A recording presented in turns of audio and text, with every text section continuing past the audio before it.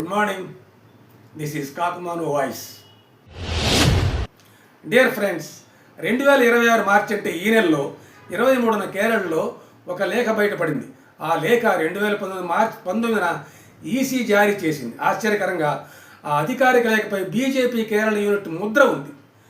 విపక్ష పార్టీలు ముఖ్యంగా సిపిఐఎం తీవ్రంగా ప్రశ్నించాయి.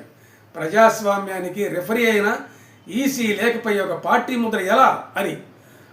దానికి ఎలక్షన్ కమిషన్ వివరణ ఇచ్చింది. 2019లో బీజేపీ తన ముద్రతో ఒక వెర్షన్ సమర్పించింది. ఆ వెర్షన్ 2026లో పొరపాటున పంపబడిందని తెలిపారు. ఈసీ వెంటనే ఆ లేఖను వెనక్కి తీసుకుంది. ఒక అధికారిని కూడా సస్పెండ్ చేసింది. కానీ ఈ వివరణ ప్రజల నమ్మకాన్ని తిరిగి తెచ్చుకోలేకపోయింది. ఈ సంఘటన ఒక పెద్ద అనుమానాల నిల్వను తాకింది. ఏళ్లుగా విపక్షాలు ఆరోపణలు చేస్తూనే ఉన్నాయి. ఈవీఎం ట్యాంపరింగ్ ఆరోపణలపై ఇంకా సరైన జవాబు ఇవ్వలేకపోయింది.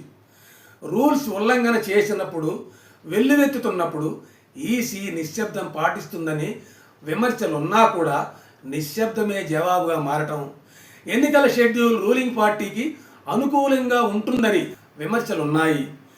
ఈసీ ఇచ్చే వివరణలు బలహీనంగా, రక్షణాత్మకంగా ఉంటాయని భావిస్తున్నారు. ఈ తరుణంలో బీజేపీ ముద్ర ఒక ప్రతీకగా మారింది. చాలామందికి ఇది ఈసీ మరియు బీజేపీల మధ్య సాన్నిహిత్యాన్ని నిర్ధారించింది. ఆరోపణల ముందు ఈసీ నిశ్శబ్దం ప్రజలకు కాంప్లిసిట్ అనిపించింది. ప్రజాస్వామ్యంలో భావన కూడా వాస్తవం అలాగే ముఖ్యం. రెఫరీ బేస్డ్ అని ప్రజలు నమ్మితే అసలు ఆటే చెల్లదు. ప్రజలు ఎన్నికలు న్యాయంగా జరిగాయని నమ్మాలి. ఫలితం నచ్చినా నచ్చకపోయినా నమ్మకం కోల్పోతే ప్రతి పొరపాటు ఉద్దేశపూర్వకంగా కనిపిస్తుంది. ప్రతి వివరణ ఒక సాకుగా అనిపిస్తుంది. బీజేపీ ముద్ర ఒక క్లరికల్ మిస్టేక్ కావచ్చు, కానీ ప్రజల దృష్టిలో అది ఒక బలహీనత ప్రతీకగా మారింది. ఇది ఒక లేఖ గురించి మాత్రమే కాదు, ప్రజాస్వామ్యాన్ని నిలబెట్టే బలహీనమైన నమ్మకం గురించి.